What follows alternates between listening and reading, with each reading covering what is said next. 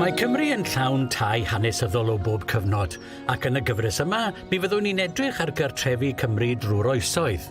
Be allwn ni ddysgu oddi wrthyn nhw? Be maen nhw'n dweud wrthyn ni am y cyfnod y cawson nhw'i adeiladu?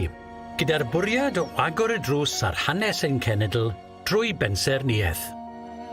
Bydd y ddarlunwraig a'r hanesydd adeiladau Bethan Scorey yn ymuno â fi ym mhob pennod i rannu ei gwybodaeth a'i doethineb. Mae gan bob tŷ ei stori.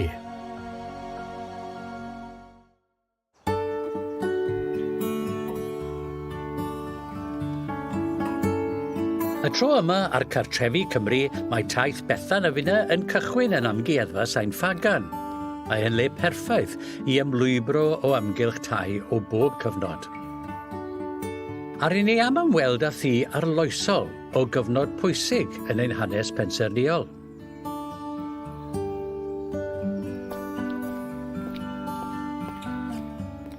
I ni wedi cyrraedd cyfnod yn fuan ar ôl yr Ail Ryfel Byd nawr, ac i ni yma o flaen y Palas Tyn, y prif ffab.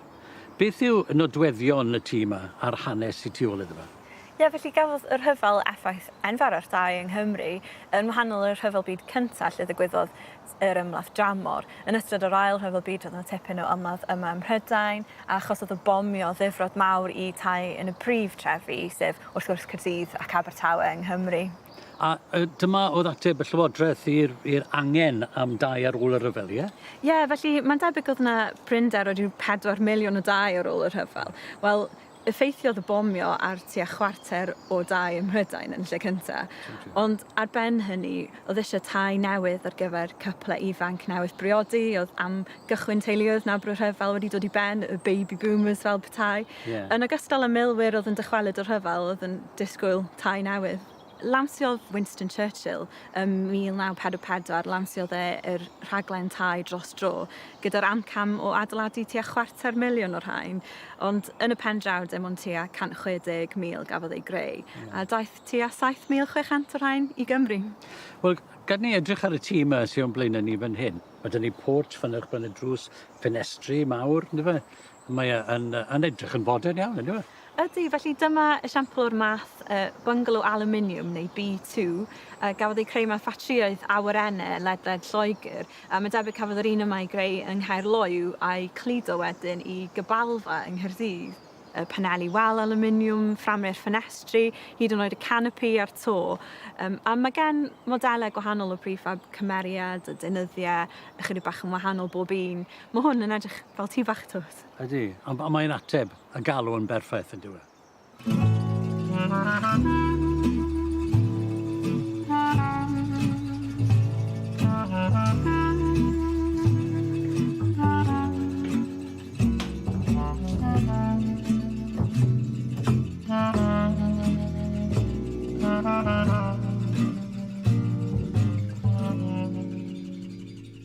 Wel, mae'n gynllun modern iawn, dyw e, o styried bod y 80 mlwydd oed erbyn hyn.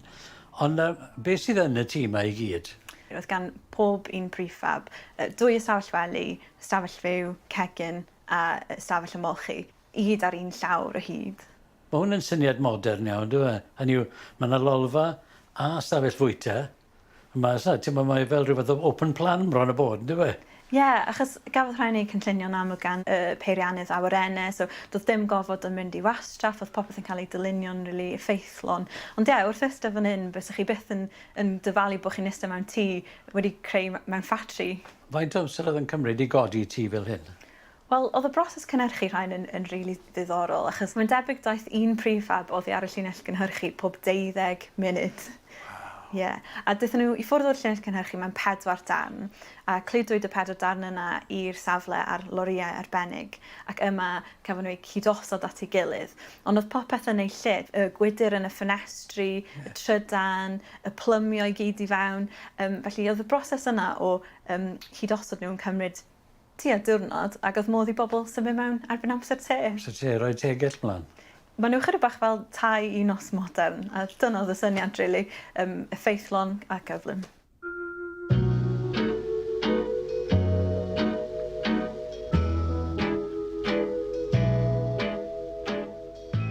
Yn un y gegin erbyn hyn, Ac mae'r uned yma fan hyn yn edrych fel rhywbeth sydd wedi glanio o blaen arall, ynddo fe. Mae wedi cael ei gynllunio'n arbennig i gynnwys amryw o bethau. Mae popeth yma mewn un uned, ynddo fe? Ie, felly darn allweddol o bob prefab oedd yr uned yma yn cynnwys holl nwyddau neu appliances i'r gegin, holl offer i'r stafell ymolchi, cefn wrth gefn. Wedyn ar un pen, ar gyfer y lolfa, oedd yna lle tan glo, a boiler dŵr poeth tu ôl iddo. So oedd yn meddwl, oedd holl nwyddau, holl wasanaethau'r tŷ mewn un lle, a dim ond un plug oedd angen i cysylltu'r dŵr, nwy, trydan a bob dim. Felly, yn effeithlon iawn iawn. Ie, ni'n meddwl am dau flatback fel rhywbeth modern iawn, yndyn ni, ond dyma ni, 80 mlynedd yn ôl, ynddo fe? Ie, felly bydd y pobl yn symud mewn i prefabs byth wedi profi'r math mod cons a hyn. Oedd y nwyddau yn y cegin yn helpu arbed llafur i wraig y tŷ, felly mae dyn ni ffwrn, boiler, copor i olchi dillad, oergell, heb sôn am dŵr poeth ar tap. Ond hefyd pethau hollol ymarferol fel yr cwpwr cil yma tu ôl i fi yn arbennig ar gyfer bwrdd smwddio. Wedyn y silff yma er mwyn sychu llestri uwchben y ffwrn. Mae popeth jyst yn gwneud synwyr. Ie. A bath, wrth gwrs, llawn maint drws nesaf hefyd. Ie, felly oedd y bath tu mewn yn golygu nad oedd angen cynhesu dŵr o flan y tân mewn bath tin, a tŷ bach yn fflysio hefyd, so dim mwy rhedeg i ddiwedd yr ardd ganol nos i fyny tŷ bach. Ond hefyd pethau hollol posh fel reilen tywel cynnes. Ie, oedd e'n eithriadol o fodern am y cyfnod, ynddo fe? Oedd, a bydde teulu a ffrindiau yn ysu am gael dod i weld a profi'r mod cons yma i gyd.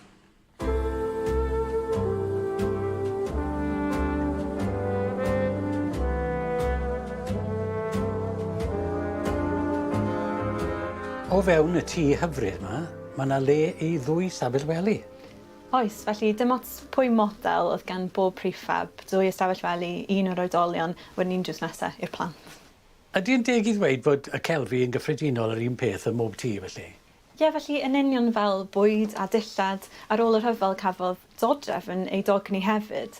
Felly cynnyrchodd y Llywodraeth math arbennig o ddodrefn o'r enw dodrefn utility, oedd yn defnyddio cynlleiad o ffren a phosib. Felly gan amlwg oedd yn cael ei wneud allan o bren heinog wedi orchuddio efo heinen bach o dderw neu fohogani falle. Ac yn gyffredinol oedd y darnau mewn steil syml iawn, eitha cadarn, efo naws eitha fel modernydd, really. Ie, ac o'n nhw'n cael help wedyn i brynu'r celfi yma? Ie, felly wrth symud i mewn i prefab, roedd teuluoedd Cymru yn derbyn 60 cwpon, ac oedd hawl i wario nhw fel o'ch chi moyn, felly enghraifft oedd cader yn costio 1 cwpon a cwpwrdd dillad yn costio 9 cwpon. So oedd y bach fel chwarae tŷ doli neu rhywbeth. Ie. Tu mewn, really, oedd yna gyfle i bobl dechrau personaleiddio a ychwanegu chydig bach o cymeriad. Trwy ychwanegu pethau fel papur wal, leino ar y llawr, a wedyn tacstilia fel llenni a dillad gwely. Ie, mae hwn fan hyn yn super leino, yn dweud. Mae yna batrwm ar hwn. Mae'n edrych fel carpet y leino yma. Ie, mae yna tipyn o gymeriad yn y stafell yma, does? Oes, top end.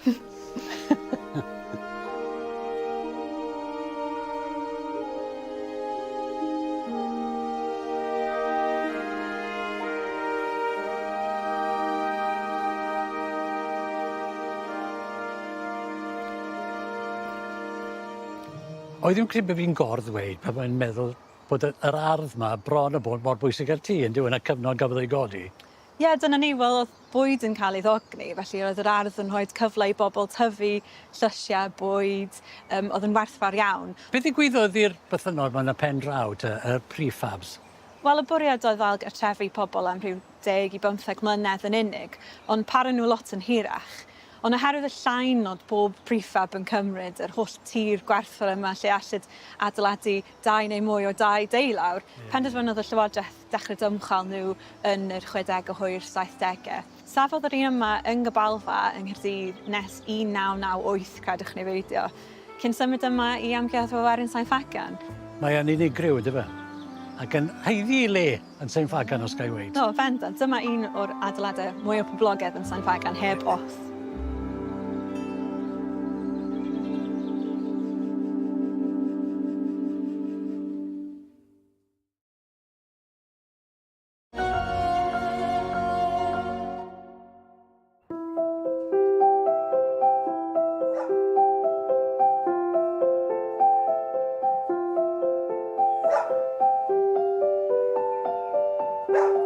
Rydyn ni'n symud ymlaen i Lanfrotha nesaf i weld math arbennig o dŷ sydd o bosib ddim yn derbyn y cydnabyddiaeth mae yn heiddi, sef y tŷ cyngor. Byddwn ni'n ymweld â dau dŷ, un sydd wedi adnewyddu yn llwyr, a'r llall sydd yn agosach at ei gyflwr gwreiddiol. A mae gan Dafydd Emlyn atgofion melys o dyfu fyny ar y stryd yma. Gas i'n magu drws nesaf, so dyna pam dwi'n cael yr atyniad i ddod yn ôl yma. Wel, i leoliad o, so nillan brafiach. Mae'r cymuned, mae pawb yn tynnu'r efo'i gilydd. Pa atgofion sydd gen ti o dyfu fyny falle? Wel, ti'n cofio tyfu llysiau yn yr ardd a mynd i'r ceia i'ch ben y fanna, chwarae drwy dydd a nos, wedi dy gwir, ystod yr ha. Ond y taid a dad yn wastad yn tyfu llysiau. A disgwyl y crop, y ffa, hwn oedd y gorau. Sbio nôl, dwi'n cofio oedd y mrawd bach ar cyfnod, oedd i welu fo yn llofft mam a dad. A taid yn gastafell i hun, oedd e? Oedd mi gath o do. Beth sy'n apelio yn fwyaf i ti am y tîm yma felly? Wel, y ffaith bod fi'n nabod nhw mor dda ers anna gan mlynedd, mae'n siŵr. Maen nhw o safon da, fel adeiladwr, dwi'n meddwl na lot o bethau oedd yn arloesi. Mae'r holl walau yma gyd, does e ddim partitions pren yma, bricks a blocs ydy bob dim. So mae'n hawdd gosod rhywbeth ar y waliau.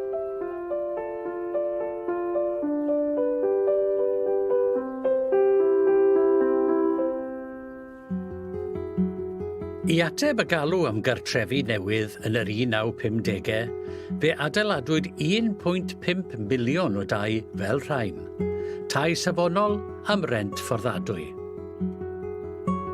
Yn 1979, fe roddodd Llywodraeth Geidwadol Margaret Thatcher ar hawl i denantiaid brynu eu tai am bris resymol. Ar ôl hynny, oedd gan bobl yr hawl i newid eu tai fel y mynant. Ond dyma chi enghraifft o dŷ, oedd ni'n dod yn un cyfnod eto o'r 50au, ond sydd wedi addasu yn llwyr, yn rhydd o gyfyngiadau'r cyngor, mae posib wneud unrhyw beth, ac maen wedi wneud lot fawr fan hyn, ydyn nhw. Maen wedi creu ardal fan hyn, enghraifft i ymlacio, i edrych lawr ar yr olygfa fendigedig na tuag at Porthmadog fyna. Mae'r hen lintel goncrit oedd yn borch ar y tŷ gwreiddiol wedi mynd, a nawr mae gyda ni rhyw dwtsio'r canol oesoedd fan hyn, yn y ffram bren diduraidd hyfryd yma. A hefyd, mae yna ryw elfen o gynaladwyedd ar y to gyda solar panels, wrth gwrs mae hwnna'n rhywbeth gwbl newydd. Felly, bod esgyrn y tŷ yma yn ei hanfod yn union rhywun peth ar tŷ arall, beth sydd wedi newid yw'r cnawd, ynddo fe? Emlyn Roberts yw perchenog y tŷ a'r person sy'n gyfrifol am y trawsnewidiad. Pan welswch chi tŷ yma gyntaf, Emlyn, beth oedd apelio chi amdano fe? Faint o fawr oedd y safle yma i gymharu a lot o dais a ti'n brynu yn yr amser yma. Mae'r argefn ac yn dod trwad. Mae yna igon ar ochr y tŷ i ddod trwad i'r ar ffrynt. Jyst teimlo bod yna le i allu cynllunio estyniad bosib ar y tŷ efo faint o blant oedd yn ei fagu. Pwy fath o wahaniaethau ydych chi wedyn i stael y tŷ? Dwi'n bod chi wedi rhoi porch go special fan hyn, tu ôl i ni. Oedd y syniad o gael rhyw fath o ryw drust, effaith trust, eifrem, o dan do llechi oedd o. A dwi'n licio'r syniad bod y coed yn lleol a bod llechan o stiniog. Ie. Hynny bydd y syniad, ydych yn ar lwb concret mewn yna gyd. Mae'n groesawgar iawn yn dweud i bobl sydd wedi fyny'r llwybr i'r tŷ. Yndi. Mae wedi lledu gwyneb y tŷ, dydy gwir, o fod yn le bach reit gul ac yn defnyddio fel drws ffrynt i fod yn mwy groesawgar yn fel ti dweud. Ie. A chi wedi defnyddio mwy o lechi fan hyn i fynd o'n hynny, mae'r sils i gyd wedi newid. Yndi, briciau o'n i gyd, fel gyn chwarelwr, o'n i'n meddwl, mae'n rhaid mi roi llechan yn fan hyn, ac yn digwydd bod gynnau nhw, ac defnyddio nhw o'r rhaid, Ie. Chi wedi gwneud penderfyniadau eitha diddorol tu fewn hefyd, cadw rai pethau, newid pethau eraill? O'n tynnu'n gwall allan efo beth o'n i'n gwneud efo'r llawr, oedd llawr efo teils rhyw abon, ac o'n i'n meddwl, nawn ni gadw hein, os oedd o'n wreiddiol, a wedyn, pan mae'r adeiladu'r estyniad, oedd i fatar wedyn o chwilio am fwy o deils coch i fynd efo'r hein o gynnu ni'n barod. A wedyn trip i ryw abon oedd i, mae'r fath yn ystafell fyw fan hyn. Yr coed ma, sy'n ni'r beach ma, sy'n herringbon ar y llawr. A mae'r un o'n wreiddiol, wrth gwrs. Mae'n hollol wreiddiol. Oedd dwi'n siŵr bod nhw'n bob un tŷ, oedd y teils coch a'r blocia yn bob un tŷ. Yn ffodus iawn pan mae'r fi dynnu'r porch tu mewn i'r tŷ, lly. Rhi gymydog i mi fan hyn, godi i'w lawr o, ac mi geisiau'r blocia wedyn i ddarfod y porch. Mae'n ôl fel oedd yna, fi'n gwirionedd. Yndi.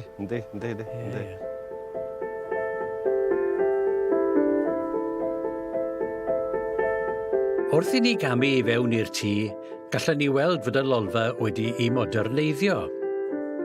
Mae'r gegin wedi hymestyn, ac mae'r estyniad dau lawr yn drawsnewidiad llwyr, sy'n cyniatau lle i gynnwys ystafell molchi newydd i fyny grisiau, a mwy.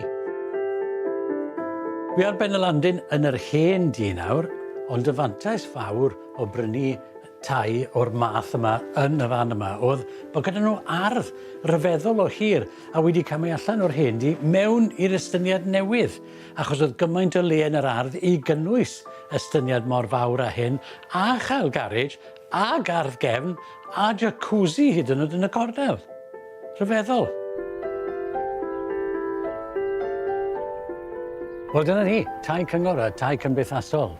Y cyfnod pan oedd angen dychrynllyd am dau, a chyfnod pan welwyd llywodraeth yn ysgwyddo y cyfrifoldeb, nid yn unig i edrych ar ôl buddiannau pobl, ond hefyd i godi tai safonol i bobl oedd yn methu fforddio prynu tai nhw eu hunan.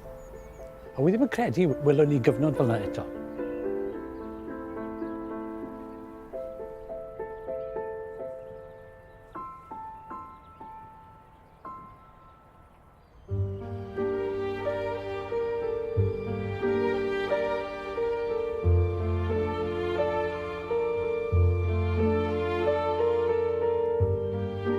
Rydyn ni'n symud ymlaen o'r tai cymunedol at dŷ sy'n agosach at weledigaeth un person.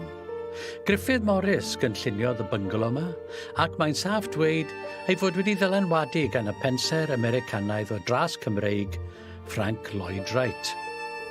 Mae'r cynllun yn debyg i'r hyn sy'n cael ei alw'n dŷ yn y stael preri, tŷ sydd yn eistedd yn isel yn ei safle. Ac mae'r gwaith gwydr yn nodweddiadol o waith Wright hefyd.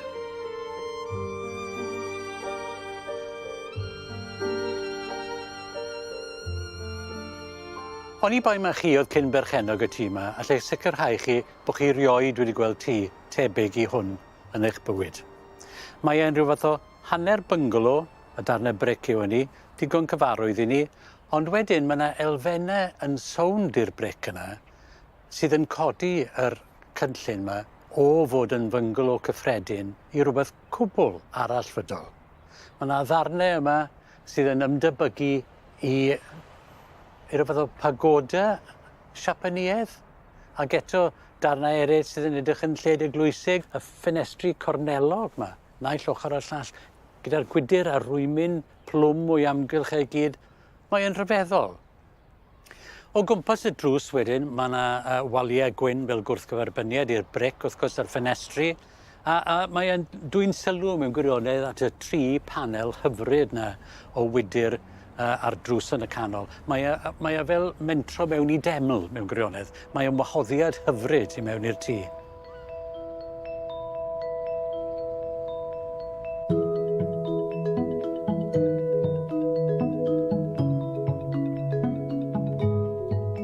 Wel, os ydyn rhyfeddod tu allan, mae'n sicr yn fwy o rhyfeddod tu fewn, yn dyw e.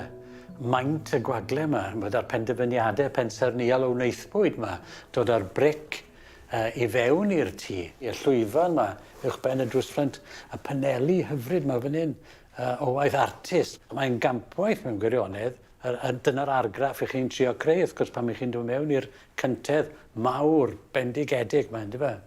A wedyn mae'r landing yn rhedeg ar draws top y gwagle yma.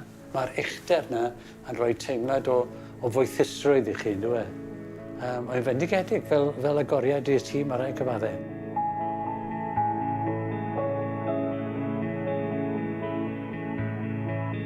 Mae sawl stafell yn arwain oddi ar y cyntedd. I'r chwith, mae'r brif stafell wely sy'n cynnwys sinc a lle tân. Ac yferbyn, mae'r stafell ymolchi sy'n cynnwys bath a sinc pinc gwreiddiol anhygoel. I'r dde o'r cyntedd, mae yna stafell fwyta, ac yna cegin fach gyda ginedau o'r 70au. mewn â ni i'r lolfa anferth yma, ynddo fe? A bwa ffenestri bendigedig.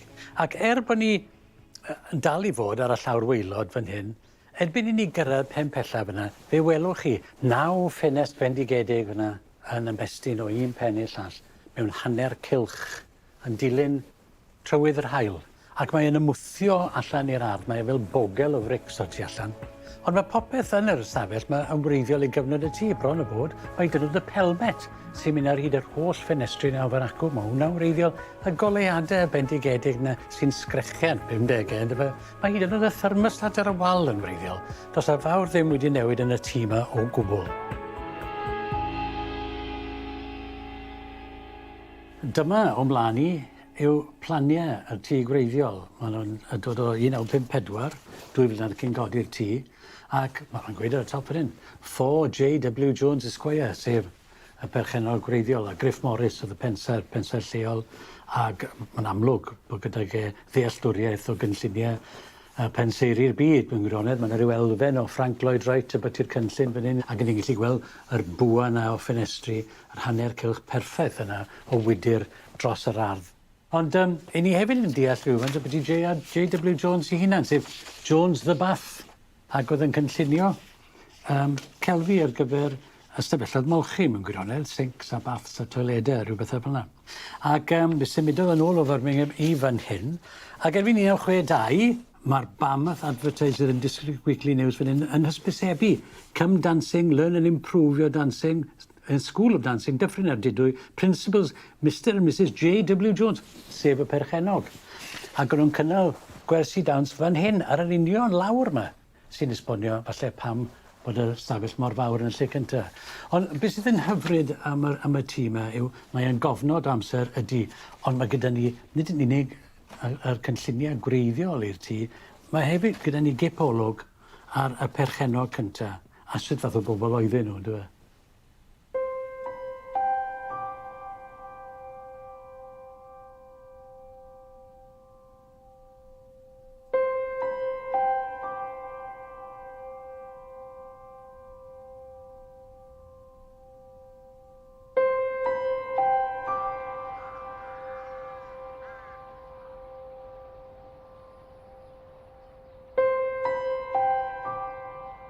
Ni wedi cyrraedd diwedd yn taith i'r ardd gefn.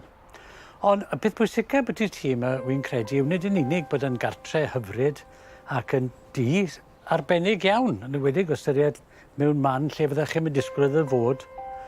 Mae e hefyd yn gofnod cyflawn o'r cyfnod gafodd ei godi, achos allai'r tŷ yma ddim fod wedi cael ei godi mewn unrhyw adeg arall, ond yn y 50au.